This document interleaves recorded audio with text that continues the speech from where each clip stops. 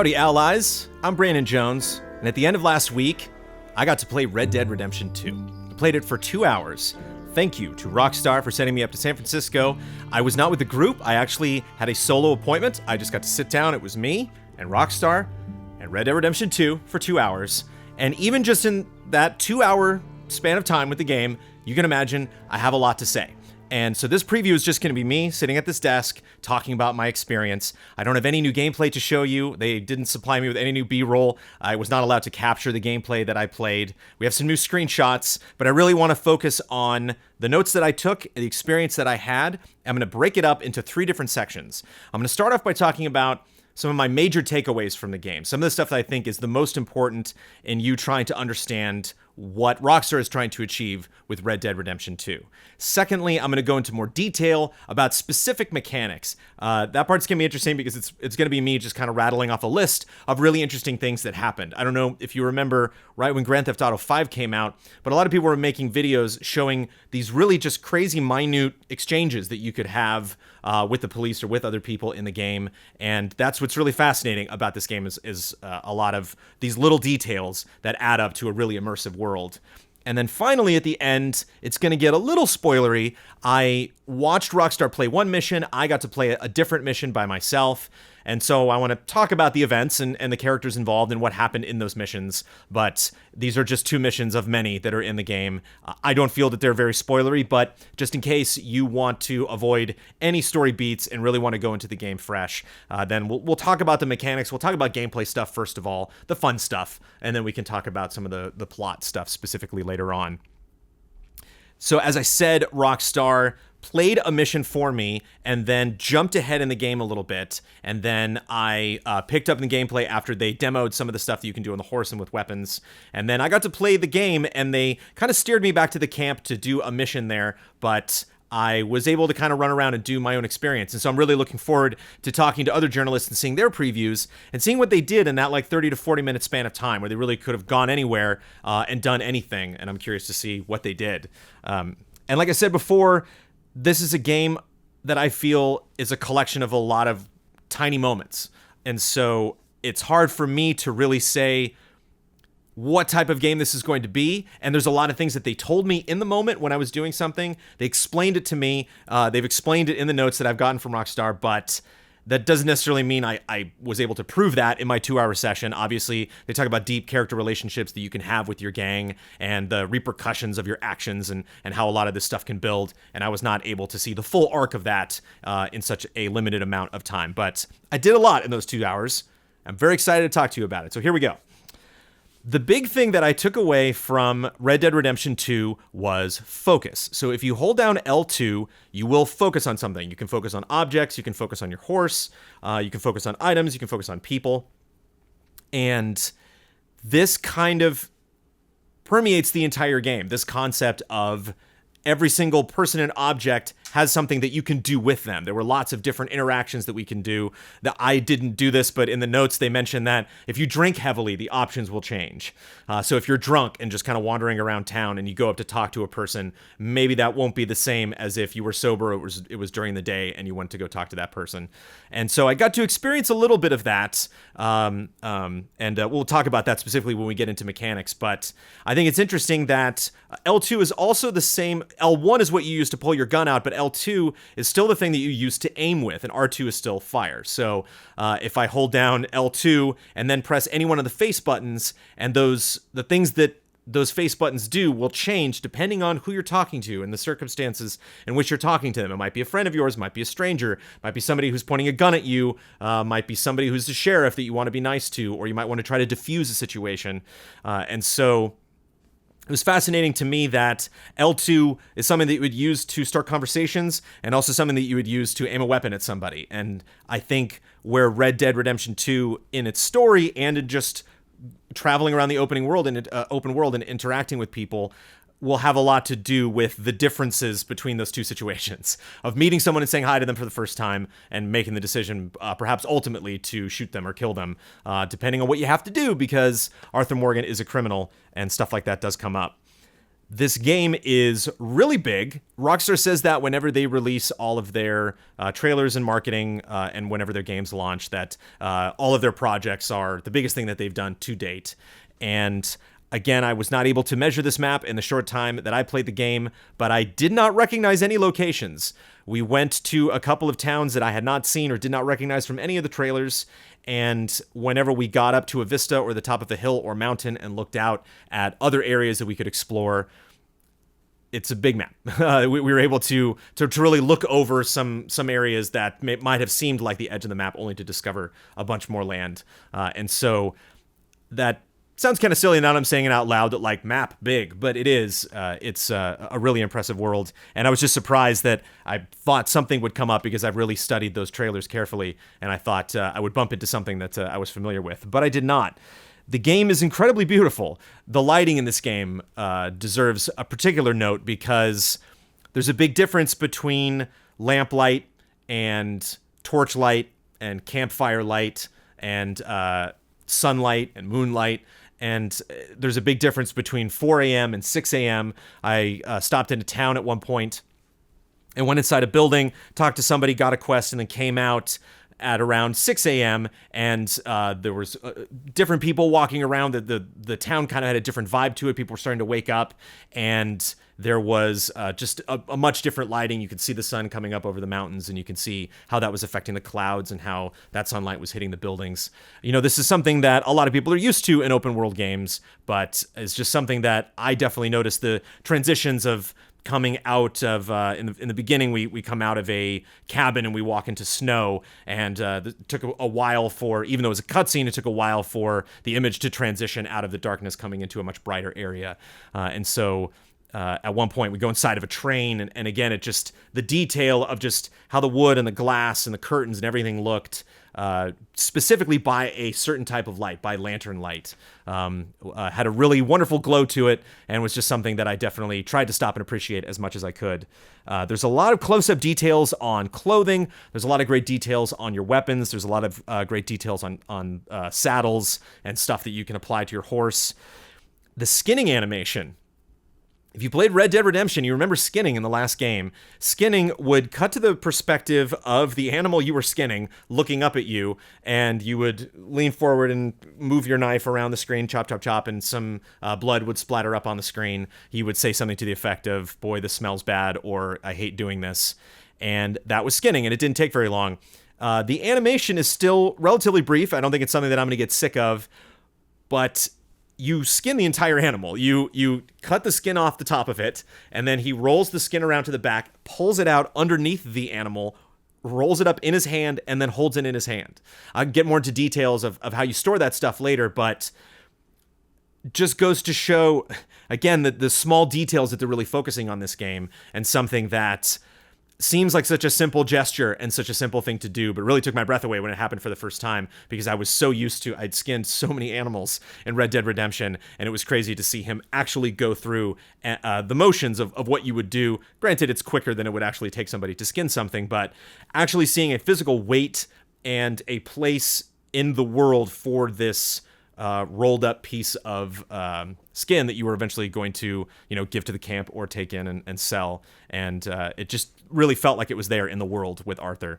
And I thought that was extremely impressive. Lots of great, unique horse animations. The way that horses' ears would wiggle or their tails would sway back and forth. At the beginning of the play session when we did a mission, we had a very long ride with other gang members. And when they all came up to a cliff to look out at something, all of the horses took a crap all at the same time. And, I chuckled, but it's a really nice detail and something that definitely makes the horses feel more alive if you spent some time around horses. They shake off the cold, like some snow would settle on the shoulders of the horse that I was on when we were up in snowy areas, and the horse definitely seemed to be uncomfortable at parts. The towns, I think, are built much more organically than they were in Red Dead Redemption. A lot of the towns in Red Dead Redemption were flat. There were a couple later on that were kind of built into a hill, but it really seems like you can tell what were some of the first buildings that were built in a town and then how the town spread out from that point. There's a lot more subtle elevation changes. There's a lot more differences in terrain from grass and mud and sand. There was a lot of areas that would just be set up with tents, so people weren't necessarily staying a long time in that town. They were just there for a particular a sale or a market, or we're just planning on staying there for a couple of months and then moving on to someplace else. And so it just didn't have that like strict town vibe.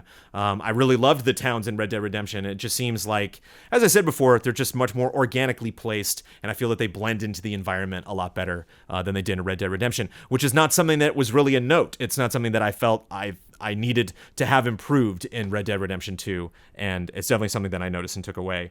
And as you would expect, the dialogue was great. The characters were great. I'll get into more detail as I go on with the preview, but there's a lot of great banter, a lot of great conversations back and forth.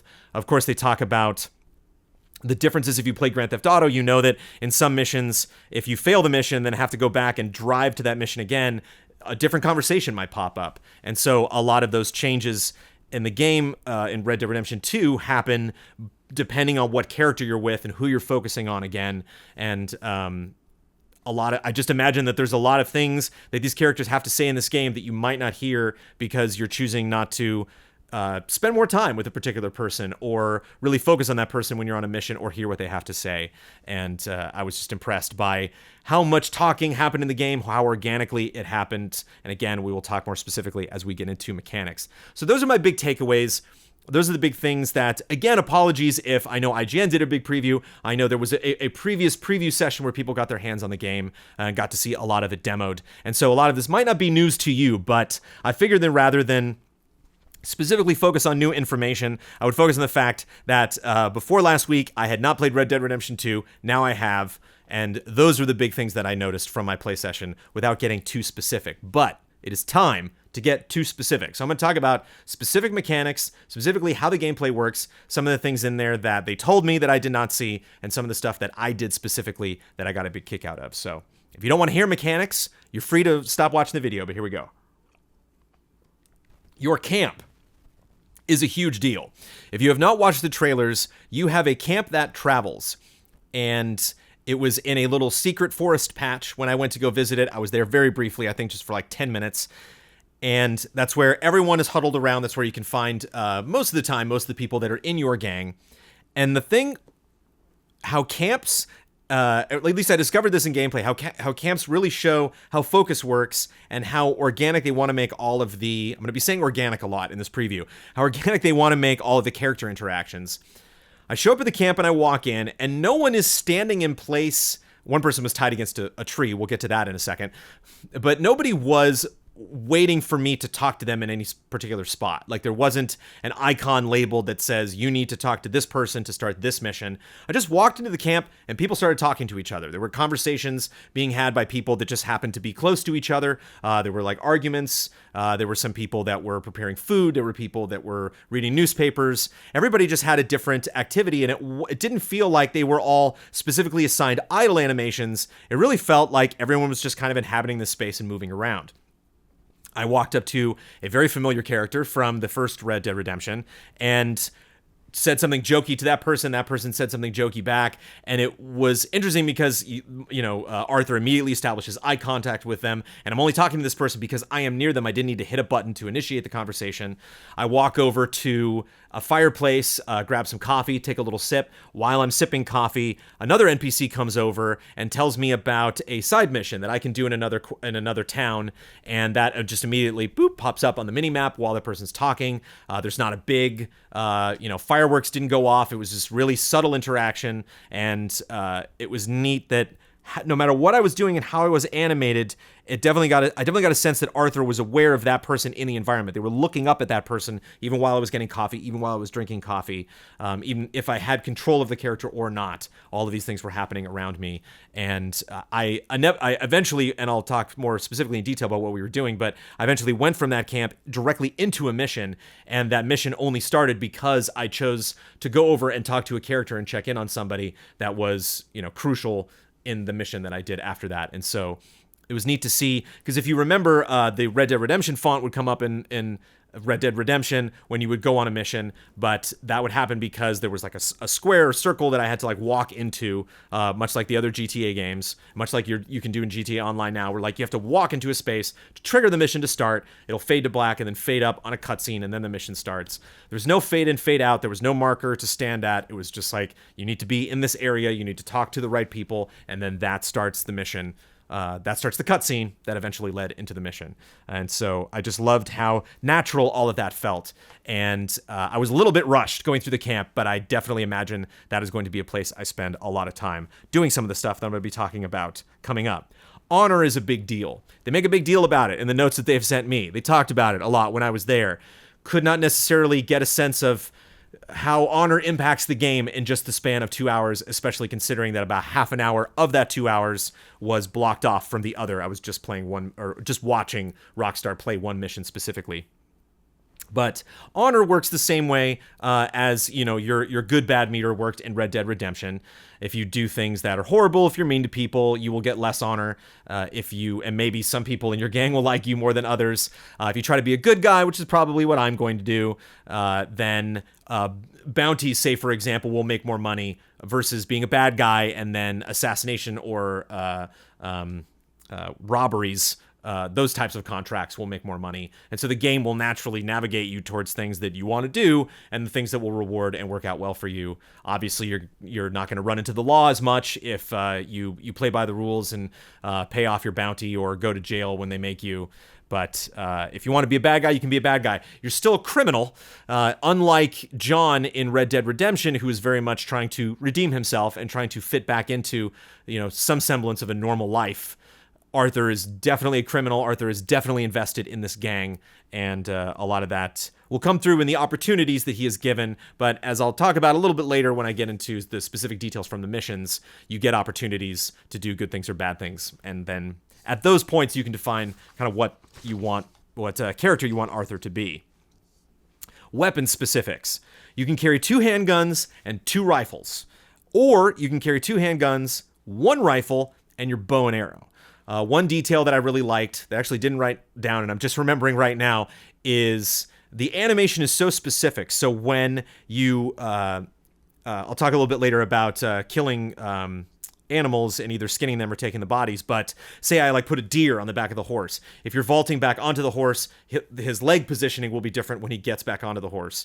I wanted to put the bow and arrow away when I went into town because I didn't want to have a rifle on me or anything. I didn't want to have any like weapons because like I'm in town now and I want to go around and go do shopping. So put the rifle back, which was on, he slid it underneath the saddle on the side of the horse that I was on. And then the bow actually went on the other side of the horse. And instead of just kind of like reaching towards the horse and letting go of the bow and the bow just magically appearing on the other side of the horse, he like got up on his tippy toes and reached over to the other side of the horse and slid it in to the point where it goes. And so there's just always a sense of physicality of Arthur knowing where he is in the space and knowing what he has to do. Obviously, it's an open world game, and so there were a couple little weird graphical things that happened, but I've definitely grown used to that in open world games. You kind of expect that and look for that stuff to happen. But that was definitely offset by a lot of these specific instances. I talked about skinning in a second. I'll get more into detail. But of the animation really fitting the action of what they were doing in the space with the objects that they were using. You can examine and clean every weapon. So when Rockstar first brought me into the world, before they handed off the controller, they went through the arsenal and they held out the rifles, the pistols, and you can rotate them and look at them up close. You can clean them and they'll perform better. And you can customize your weapons and add a lot of little tiny details to saddles and clothing, but specifically weapons. So when you see, there's a couple shots in the trailers where you get a really close-up view of the pistols that they're using, and there's a lot of great detail on them, and that detail can be fully customized. Didn't see the customization window, I just saw the effect of it. And they were very pretty up close. You can fire in the air, which I think is a fun thing that I don't believe you could do in Red Dead. I don't know if firing near some people would scare them, but you can specifically aim your weapon up in the air. If you hold up on the D-pad while you're aiming, you'll hold your rifle up or your gun up and you can fire into the air to startle people or scare people or intimidate. Fun little detail. I did a little bit of Deadeye. There are 5 stages of Deadeye now. I don't know them specifically by rank. According to Rockstar, I played at Deadeye level 3, which meant that I could specifically mark targets, but it would happen excuse me, it would happen automatically. So if the reticle just happened to like hover over at someone that I can shoot, it would drop a couple X's on it. If you played Red Dead Redemption, you remember that phase in the original Red Dead Redemption where I can't put those X's on targets manually, but if I want to just kind of wave the reticle around, it'll, past a couple people, it'll drop a couple X's on them, and I can take out multiple targets once I let go of Deadeye. You can now highlight critical areas, which might be like rank 4 or 5, but that one of the stages of Deadeye allows you to highlight critical areas on people and on animals, and that is great with animals, which we will get to eventually, because the less damage you do to an animal, the more it will be when you either sell it or its pelt. You have to wear clothes for cold weather, kind of like Breath of the Wild. And this will either happen automatically. So if you're riding into cold weather and Arthur starts to get cold or Arthur starts to get hot, he will remove pieces of clothing. There's tons of customization. They don't have like outfits like it did in Red Dead Redemption. You can change, your belt, your shirt, your coat. You can choose if you want to have your sleeves rolled up or if you want to have your pants tucked into your boot. So there's a lot of options with clothing, but you can manually Arthur will automatically apply or take off different levels of clothing to be comfortable. If you manually decide not to do that, so if you go into the cold or you go into the heat and you have too much clothing on or not enough, it'll affect your stamina. And so I don't know if that necessarily affects Deadeye or if that's just running on horseback or running yourself, but your stamina will take a hit. My hat got shot off in one part of the mission. The second mission that we did right before I stopped playing the game, somebody shot at me and took my hat off. And I didn't notice it at the time, but I finally finished the mission and I was like, yeah, where'd my hat go? And I'm like, well, I guess I got it shot off. And one of the Rockstar PR people was like, yeah, I didn't want to say anything when it happened at the time, but you can see it on the minimap. And I think that happened also in Red Dead, but I just love that detail where you're like, okay, if I want to go back and like dust my hat off, put it back on, you can do that. I was not able to do it because that happened. I noticed that my hat was off right when the demo ended. There's a lot of great details you can do with your horse. You can lead your horse instead of riding it. So you can get off your horse and you can grab the reins. You can actually see Arthur doing this in one of the trailers. He's going through an area that looks like the bayou. And so he's like going through a swamp. And so he takes the horse out and just kind of leads it along. And on the HUD, you can see the horse's affection, and the longer you ride with a horse, the better care you take of it. You can brush it, you can pet it, you can talk to it, and you can feed it. And so there's lots of things you can do to care for the horse. You don't necessarily have to do this, but if you do it, the horse will... you can whistle at the horse from a greater distance, so you can be farther away from the horse and whistle, and it'll hear you and still come running. And there's more tricks that it can do, up to actually like what you would expect to go see if you were to go see somebody doing horse tricks, like doing fun things on a horse. Obviously, you can kick the horse back, put its hands up, its hooves up in the air, hi-ho silver style. But you can also do like fun little side steps and just like in Red Dead Redemption, the horses feel great. I mean, Redemption is still my favorite horse movement to date because you can really manage and move the horse at varying speeds, and it all just feels really comfortable. And again, didn't get a ton of time to ride around a horseback, but it felt just as good in this game. I tried to hunt some deer, so let's get into hunting.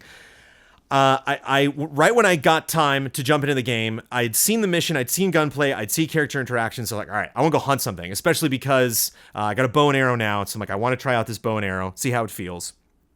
So I run out and I see some deer. The draw distance in this game is not only amazing with clouds and environmental details and trees and mountains and stuff like that in the distance, but objects in the distance like carriages and horses or deer, as you see them run off in the horizon, you can see them forever. I mean, they animate for a really, really long time on the horizon. So it's not just how good this world looks, it's how good it looks at a distance. And so at a great distance, I could see some wildlife creeping out of the forest. I was like, okay, I'll go over and check on them. And then before I could get to them, a couple hunters came by shooting in the air, trying to scare wildlife. I don't know what they were planning on doing, if they were just stupid, but it was kind of tough to find deer after that because these two dummies had come by and scared them off. But I finally did find a pack of wolves, which is not necessarily the thing that I was looking for, but I wanted to try that bow out. And so I managed to headshot a wolf. That was the animal that I skinned. And the pack surprisingly didn't attack. They took off, and I skinned the animal and was able to get back on my horse and take off before the pack came back or before I would be outnumbered. But as I said before, I wrapped up the pelt, and I laid it out on the back of the horse, right behind the saddle. And I don't know if you can stack skins that way, but it's fun that you don't just just invisibly plop something into a canvas bag on the side of the horse, even though you can store a lot of objects there and items and stuff like that you can take with you, ammunition, stuff like that. But you actually dress the back of the horse with this pelt. And after that, I went and got again, perfect headshot on a buck, and did that with Deadeye. Which again is crucial with Deadeye because you can do less damage to the animal, and then you get more for the animal when you turn it in. That pelt I think got me like 35 cents, but I got a buck and didn't do a lot of damage to it, and actually took the buck itself. And again, the animation was incredible. Arthur's picking this up, slumping the whole animal over his back, going over to the horse, sliding it off of his shoulders back onto the horse, and then now I can't put any more animals back there because I got this animal, so I got to take it into town and sell it, and then getting back on the horse and riding. All of the objects on Arthur's waist, all of the objects on the horse, all of this stuff is animating independently, so as I'm like bouncing on the back of the horse, my hat is bouncing, my clothes are bouncing, my objects on my waist are bouncing, the sacks on the side of the horse are bouncing, the animal in the back is bouncing up and down. And as I said, the horse is animating really well with its mane and its tail and everything. But yeah, so it's interesting that they really limit your access to, I think, how much you can carry compared to the first game. I haven't done notes. I haven't played both games at the same time, so I don't know specifically how that works in comparison, but you can definitely hold less weapons. This is not like Grand Theft Auto where you just have like your entire arsenal on you at all times. All of that stuff is available at your horse, but when you remove that stuff from your horse, you're very limited in what you can carry. And so it's interesting to see how viable it'll be, considering that I want to sell that. I got $7 for that buck, and that's a lot of money back in the Old West. And so I'm going to want to sell this stuff, and I may or may not want to donate food or donate resources or money to the camp, depending on how well it's doing. And so I don't know how viable that'll be if it's just kind of something where like, well, I'm out and I saw a deer, so I might always want to have a deer on the back of my horse in case I want to turn that in and sell it. But the actual process of going out and hunting and then taking stuff back to town and then going out and hunting again and then taking it back to town might be a little bit repetitive. And I'm curious to see when you're doing missions and when you're doing all this side stuff and when you're just exploring the world, how hunting fits into that with the restrictions to your inventory. But had a lot of fun and just loved the specific details of how that stuff worked. You can assign partners to do stuff during missions. The second mission that I went on, I won't talk about specifics of what I was doing, but it was a stealth mission, and I, at 2 different points, was allowed to assign different people that I was on the mission with to take out targets instead of me. And again, this wasn't just like a simple gameplay thing. Like, we talked through it. So like one character took somebody out especially gruesomely, and Arthur reacted to that, and the other character reacted to that. We talked about it after the mission. And so what they're saying again and again and again, and I haven't really seen it come to fruition because I have not played this game for an extended period of time, but they really want to showcase that this stuff matters. If you have blood on you, your gang members will comment on it. If you bought a new weapon, they'll comment on it. If somebody got injured, or if you have a bad relationship with somebody, you'll still go on a mission with them, but they'll comment on it. And a lot of this stuff is contextualized. If you just do a mission, then go into your camp and sit around the campfire, you might talk to the people in your camp about what you just did, even if it relates to the gang or not. And so it was neat to see that come into play when I was on a mission, and gives you the option to be like, yeah, sure. I mean, I'm in a gang, so let my gang members go and take care of stuff. Or if you're a really hands-on type of player and you're like, no, I want to do everything. I'm the best. Get out of my way. I mentioned this before, but map markers pop up organically when we stop into camp. A woman came up to me, gave me a mission. No fade out, no cutscene. Some people are not interested in talking to you. I went up to 2 people at a ranch that were having a conversation, and I said, hi. And they said, yeah. I was like, oh, nothing. Never mind. But I just love that attitude. And I think that's something that I wish more games did, because a lot of RPGs and a lot of action adventure games, when you go in to talk to somebody, again, they're standing in a way that's like, I'm a quest giver. You should talk to me. That's why I'm standing here. And you talk to them, and they don't know who you are, but they tell you their life story. And I definitely got some attitude from people in this game. There are definitely people that were like, what do you want? There was also the opposite of that, where It's not just, again, a pretty lady in a bar. If you go by a prostitute and she's says something from a distance or might say something that kind of fits into the overall background ambiance of a scene. She specifically saw me, walked over to me and said, "Hi, how you doing? Would you like some company tonight?" And I specifically had to say, "No, leave me alone." And then she walked away. And so, again, all these interactions feel very natural. I tried to rob... Well, I didn't do this. Rockstar did this. Rockstar tried to rob somebody. They pulled a rifle on him. Arthur yells, "This is a holdup." The person that I pulled the rifle on pulled a rifle back on me, had a little bit of a standoff, and then one of the options when focusing on them was to defuse the situation. And Arthur said, no, I'm just kidding. Sorry, didn't mean any offense. That person was still very upset, very slowly rode their horse and the little trailer that they were carrying behind them past us with the gun, not pointed at us, but still out, and then kept on walking down the road. And as Rockstar detailed some more things about the gameplay, I kept looking at the guy, and the guy was still on edge. Like, you could see him at a great distance walking away, and he still had his gun out. Every now and then he would still kind of turn around and look back at me to make sure I wasn't following him. I just loved that interaction, and it was neat. This was not a part of any mission. This was not a part of anything specifically that they wanted to show. They had no idea that that person was going to walk by at that moment, and I love that little bit. Let me know if every other person that comes out with the preview today had that exact same thing happen to them. But I thought it was interesting, and I thought it was indicative of the character relationships that they talk about, because this was not a major person in the world. This was just a person trying to get from point A, from one town to another, trying to live their lives. Got jumped on the side of the road by a rival gang. If you played Red Dead Redemption, this is something that happened in that game too. Sometimes you would have traps. You'd be walking down the road and some people would say, "Hey, can you help me, mister?" And then when you get close, they would pull out their guns and fire at you. I was still getting used to the controls, so I took a fair bit of damage before I took them out, but I finally took all these people out by the side of the road. Maybe if I got... you have the lasso in this game, of course. Did not use the lasso, but maybe I could have tied one of them up and maybe brought them into town or left them for the authorities.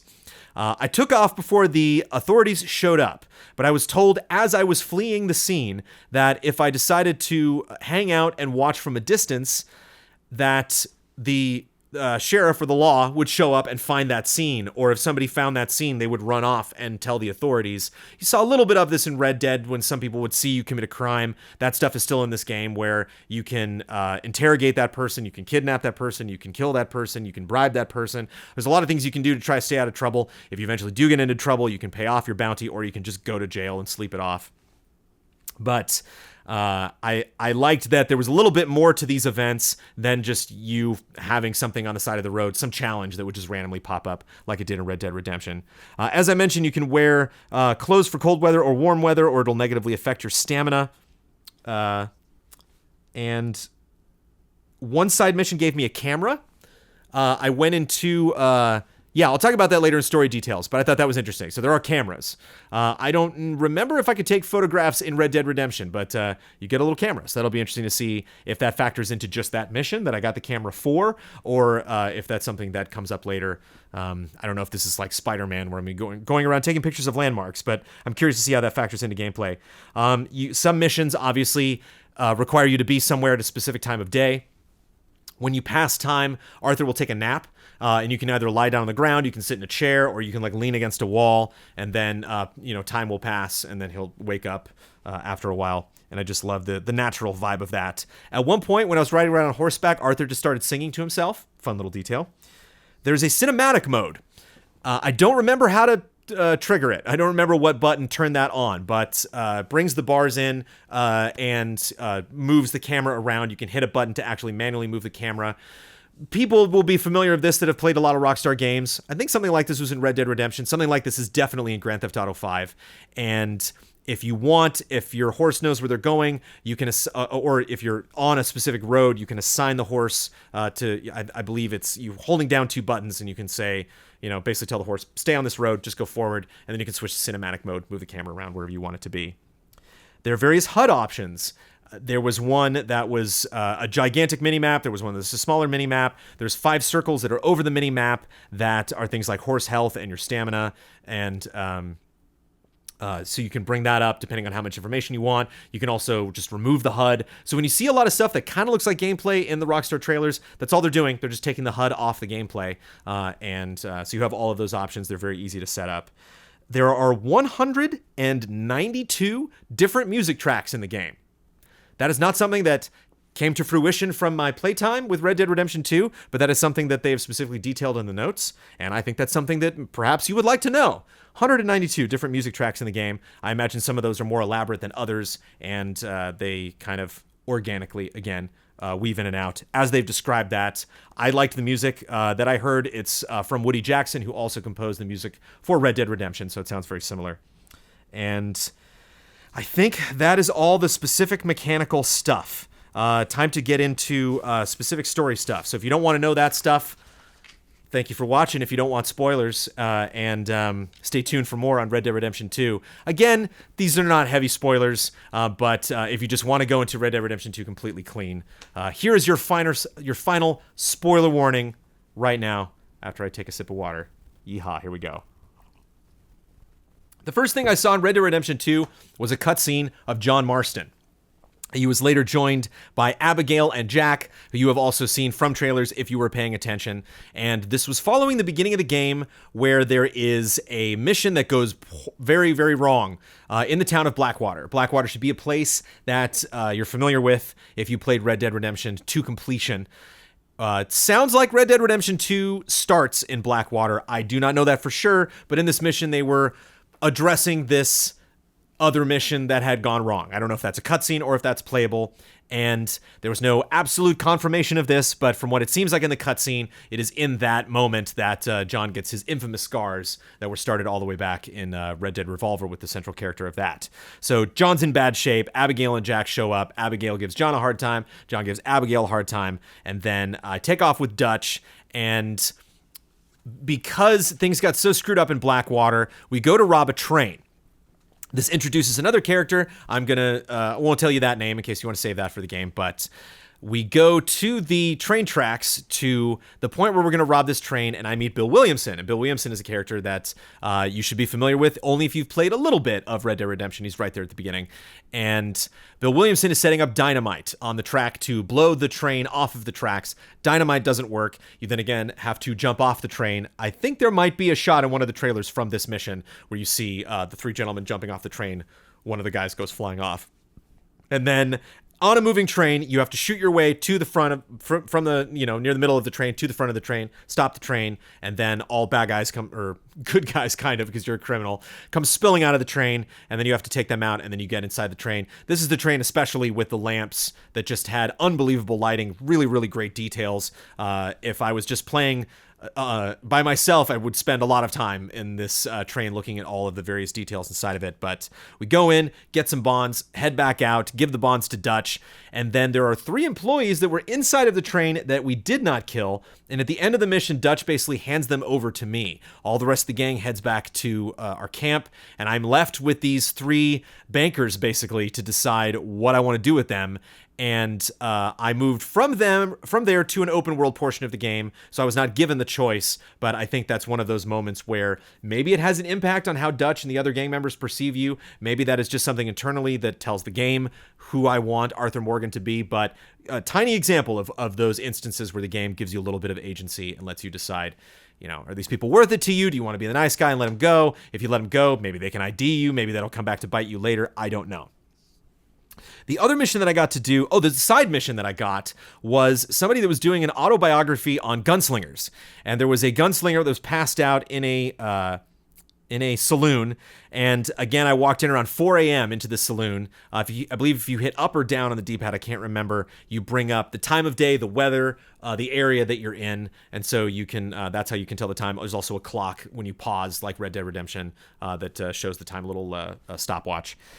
And I got this mission from this guy writing an autobiography that was not looking forward to meeting other gunslingers. And they gave me various photographs. This is also the NPC that gave me a camera. They gave me photographs of these various characters. And when you flip the photograph over, there's a whole bunch of information about them, about where you can possibly find them. And then he said I could get a share of the book sales when his autobiography eventually hits paperback. And I could go and meet these gunslingers and either interview them and be a nice guy and get information from them and maybe do another mission with them or for them. I don't know. I didn't get that far. Or kill them or challenge them because they are gunslingers. And Arthur said in the cutscene that he did not fancy himself as a gunslinger. He's like, I only use my gun when necessary. And admittedly, it is one of those moments, kind of like in Red Dead Redemption, where you're like, John, why are you doing this? You have so many other things to focus on. But again, that's your decision of kind of what you want to focus on and what type of character you want Arthur to be. Is this a person who's going to care about this? Do you want to reap the benefits of doing something like this for someone? But I like that character. I think that is a character that comes up a lot. The researcher, the book writer, the reporter, somebody who is attracted to the life of the Wild West, but doesn't necessarily want to get their hands dirty at the same time. So it was neat meeting a character like that. And then in the final mission that I did, there was a person from a rival gang. I will not mention the name of the gang or the name of this character, but they were from a rival gang, and we had kidnapped them previously, and they were tied to a tree in the camp. And so I went over to that character who was just telling everybody to kill him, just put him out of his misery. And we went up to him, threatened him, and he eventually told us where we could find the old members of his gang. And we took him and Bill Williamson and John Marston and Dutch, and we all went off. And I think this is maybe one of the reasons why they picked this as the fun mission for me to play, because it's John Marston and Bill Williamson looking and sounding like they did in Red Dead Redemption, and definitely showed me that there's going to be these moments where the game picked them for me. So I was curious about that, and I don't know, maybe we can do that later on where you can customize your gang and pick, if you want to do a mission, okay, I want to get this character and have them come with me. I think Dutch just said, okay, Bill, John, come with us on this mission. And depending on who you're riding next to, if you're in the back of the gang and you're sitting next to somebody, maybe you'll strike up a conversation with them. If you're at the front next to Dutch, maybe you'll strike up a conversation with Dutch, because Arthur is kind of Dutch's right-hand man, and he is one of the people most willing to do stuff for the gang. I think it has the least amount of attitude of all of the gang members. So riding with them, we get to the spot. As I mentioned before, on the mission, I could send Bill to go out and take care of somebody via stealth, and I could do the same with John. John was the character, actually, that very brutally took somebody out. I think he just came up to him and stabbed him in the neck like 3 times, and Arthur said, damn, like when John did that. And I think later was like, John, you need to calm down a little bit. Like, you don't have to be so savage. And so it's interesting seeing John not well put together. You know, John has seen better days. His scars are fresh. His hair is long and unkempt. And it's interesting to... Oh, another fun detail. I didn't even write down in these notes. You can go to a barber and you can cut your hair, and you have to grow it. So unlike GTA Online, when you're like, yeah, I want to have long hair, I want to have short hair, I want to have long hair. When you cut your hair, it's cut. And you'd have to go back to another save if you want to change that hairstyle. You can see the hairstyle before you select it, but that hairstyle, specifically the growth, the length of your beard and the length of your hair, will depend on what type of cuts you can get and how those cuts look. I thought that was a fun detail. Anyway, so I tried to stealth as much as I could. I used some throwing knives, which was fun and gratifying when they hit their mark. Tried a throwing knife on a guy, totally whiffed his head, and had to pull out my gun and get dirty. I was actually surprised how good Bill and Dutch and John were in this mission. They took out plenty of people. I tried to run around to the other side of the camp, and John followed me to try to like box them in and maybe come at the camp from one direction while Dutch and Bill were shooting from the other direction. And by the time I got to the other side of the camp, they had taken out about half of the people there. And so it's nice if you really want to get in there and possibly loot, some people before they do, or just really get, your lion's share of the action. You got to get ahead of some of your gang members because they're pretty good at shooting and they will take out some people on their own. And finally, when we finished that mission, again, I won't say his name, but this character that we brought along on the mission joined the Vanderlyn gang.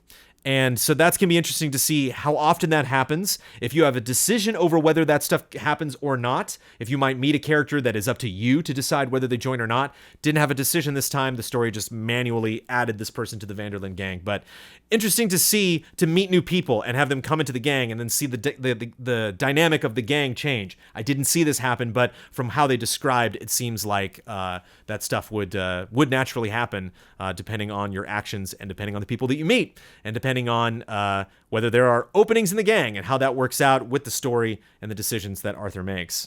And Finally, I just want to touch on Arthur himself, that I've said kind of in the past from watching the trailers that I was nervous that Arthur, Arthas definitely is a dick, but that Arthur was kind of a jerk and was a criminal. And so I'm like, John kind of had a charm to him and definitely aspired to be a better person, at least when Red Dead Redemption started. And I did not get that vibe from Arthur in the trailers. I definitely get the vibe from Arthur, having played him for about an hour and 15 minutes, that he is not the nicest of gentlemen. He definitely has a morbid sense of humor, but it is up to you to decide how far you want to take that. And like I said, honor is a big deal in the game, and as somebody who usually tries to play as a nice guy, I feel comfortable that I can play a nice guy version of Arthur, that I can play someone who wants to support this gang, wants the gang to thrive, definitely wants to feel a sense of freedom out in the Wild West, doesn't want to have to answer to the law or answer to government or answer to the local sheriffs or answer to other rival gangs. Really just kind of wants to do what they want to do. But isn't that what we all want to do when we play open world games? And so it's going to be interesting to see how many decisions are presented for me or for anybody playing this game, and how contrasting those are to the way that we want to play and the character that we want Arthur to be. And that was it. That was my time with Red Dead Redemption 2. Obviously, there's a lot more details. There's a lot of stuff they're talking about. There's online, which who knows what the heck that's going to be. That's going to come out in November. That's going to come out way after the launch, which was the same as GTA 5. And so I feel I see what they're doing, and I'm comfortable with it. I think this falls in line with what they did with GTA 5. It was weird reviewing GTA 5 and not having access to online. I have a much clearer impression of what to expect from online, having played a lot of GTA Online, but at the same time, with all these character interactions, with the size of that map, with these types of locations that we're seeing, I have no idea what to expect. And we have more chapters coming from the gameplay trailers. The next one's going to talk a little bit more in depth with gameplay. I'm curious if some stuff's going to come up that I did not get to experience or that they have not specifically detailed in notes.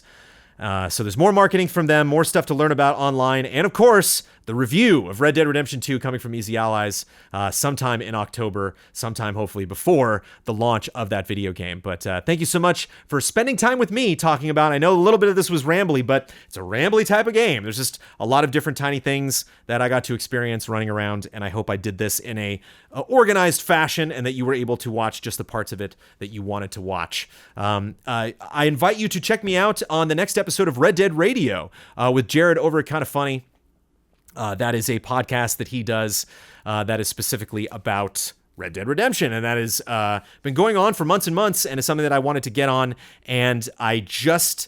The clouds parted and the sun set on both of us and gave us this perfect opportunity for when I finally decided to fly up to San Francisco to be on Red Dead Radio. I just happened to pick the very day that this embargo lifts. Jared also got to play Red Dead Redemption. He actually got to play in the appointment right before me, and I know next to nothing. I asked Rockstar a little bit. I'm like, what did Jared do? And they told me some details about what he did before me, but so excited to talk to him, get his impressions, share our impressions, talk about other predictions and other fun hopes and dreams that we have for Red Dead Redemption, because 2 hours was fun, I will tell you, and I am very lucky to have had that experience, but I want more.